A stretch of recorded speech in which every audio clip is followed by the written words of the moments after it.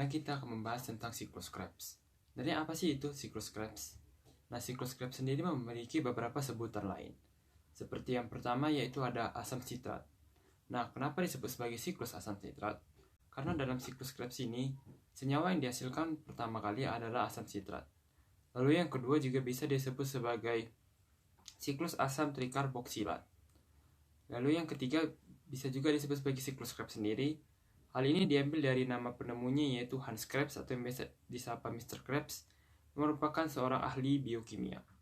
Oke, selanjutnya kita akan membahas tentang pengertian dari siklus. Nah, daur Krebs adalah suatu bagian rangkaian yang panjang dan kompleks dari proses metabolisme. Nah, prosesnya itu adalah mengoksidasikan glukosa menjadi CO2, H2O, dan produksi ATP. Nah, selanjutnya kita akan membahas apa saja fungsi dari siklus Krebs ketika sel sedang berespirasi. Nah, fungsi dari siklus Krebs yang pertama adalah sebagai jalur akhir oksidasi protein, lipid, dan karbohidrat. Lalu yang kedua, siklus Krebs juga dapat memetabolisme karbohidrat, lipid, dan protein untuk menjadi asetil CoA.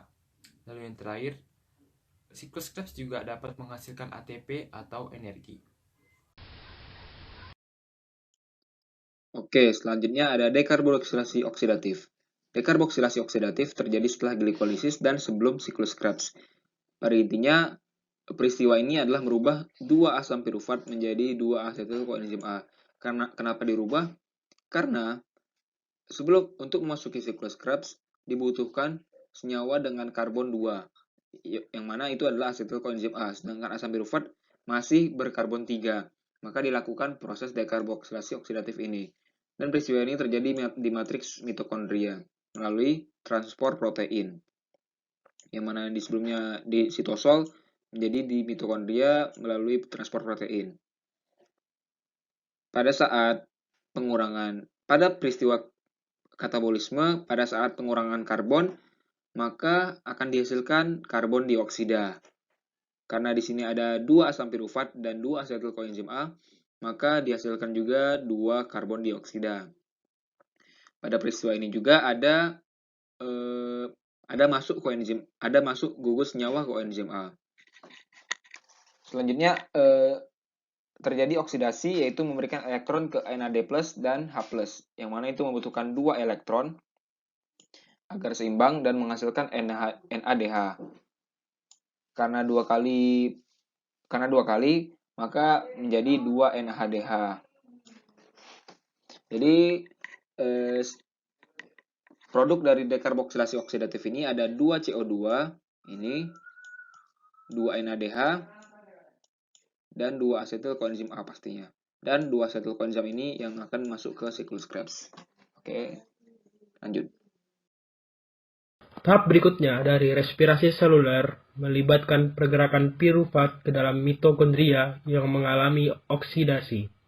Setiap molekul pirufat diubah menjadi senyawa asetil CoA. Dalam proses oksidasi pirufat, elektron ditransfer ke NAD+ untuk membentuk NADH dan kehilangan karbon untuk membentuk karbon dioksida. Tahap berikutnya adalah siklus asam sitrat atau juga dikenal siklus Krebs. Di sini asetil CoA akan mengikat senyawa awal yaitu oksaloasetat. Dan melalui tahapan redoks enzimatik, semua karbon, hidrogen, oksigen dalam pirufat akhirnya berakhir sebagai karbon dioksida dan air. Selanjutnya, jalur ini disebut siklus karena oksaloasetat adalah senyawa awal dan akhir dari jalur ini. Untuk setiap glukosa yang masuk ke dalam glikolisis terjadi siklus sebanyak 2 kali, yaitu untuk setiap molekul firfat yang masuk ke mitokondria.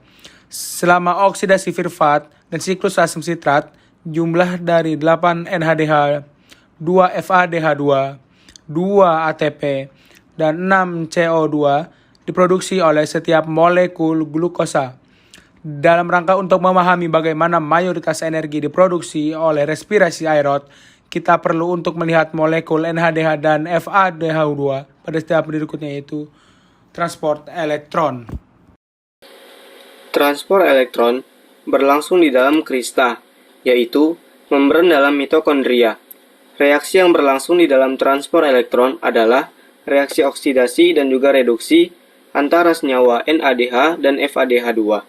Senyawa yang terlibat dalam transport elektron adalah koenzim Q, sitokrom B, sitokrom C, sitokrom A, sitokrom A3, dan juga oksigen. Dari manakah 36 elektron itu didapat? Jadi, kita menotalkan berdasarkan hasil dari reaksi glikolisis, dekarboksilasi oksidatif, dan juga siklus Krebs. Glikolisis menghasilkan 2 NADH, dekarboksilasi oksidatif menghasilkan 2 NADH, siklus Krebs menghasilkan 6 NADH dan 4 FADH2, sehingga didapatkanlah hasil 34 ATP. Kemudian, kita menambahkan 34 ATP tadi dengan 4 ATP yang sudah didapat pada hasil reaksi glikolisis dan siklus Krebs, dan menguranginya dengan ATP yang dipakai pada saat reaksi awal glikolisis. Sehingga 34 ATP ditambah 4 ATP dikurang 2 ATP sama dengan 36 ATP.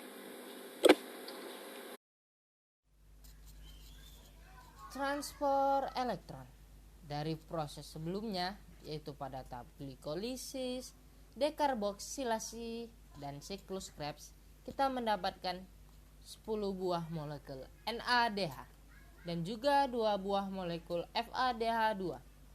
Pada transport elektron ini yang melibatkan oksidasi NADH akan menghasilkan 3 ATP dan 1 H2O atau air.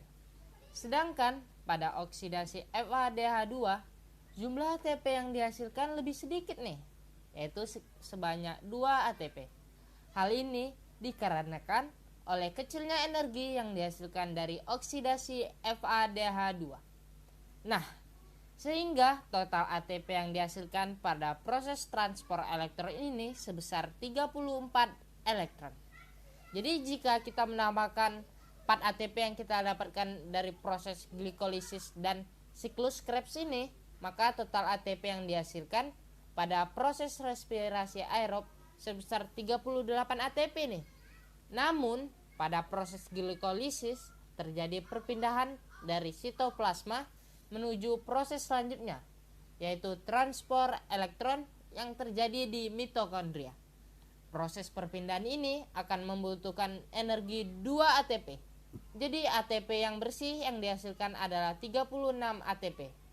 Nah, dari proses panjang yang tadi ada beberapa tahapan dari glikolisis, dekarboksilasi, siklus Krebs. Kita akan menghasilkan rumus berupa C6H12O6 ditambah 6O2 atau glukosa ditambah oksigen akan menghasilkan 6CO2 dan ditambah 6H2O ditambah energi besar 36 ATP.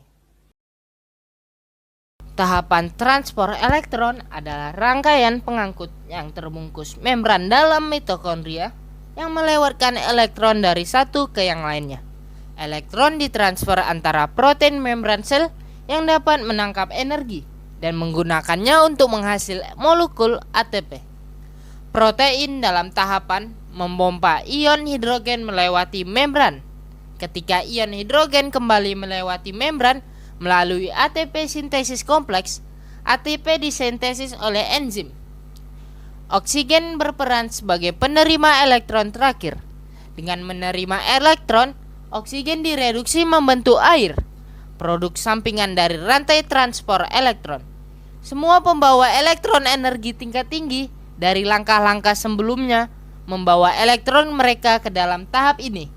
Dari sini, sejumlah besar ATP dari keseluruhan pernapasan respirasi aerob dapat diproduksi sebesar 32 hingga 36 ATP.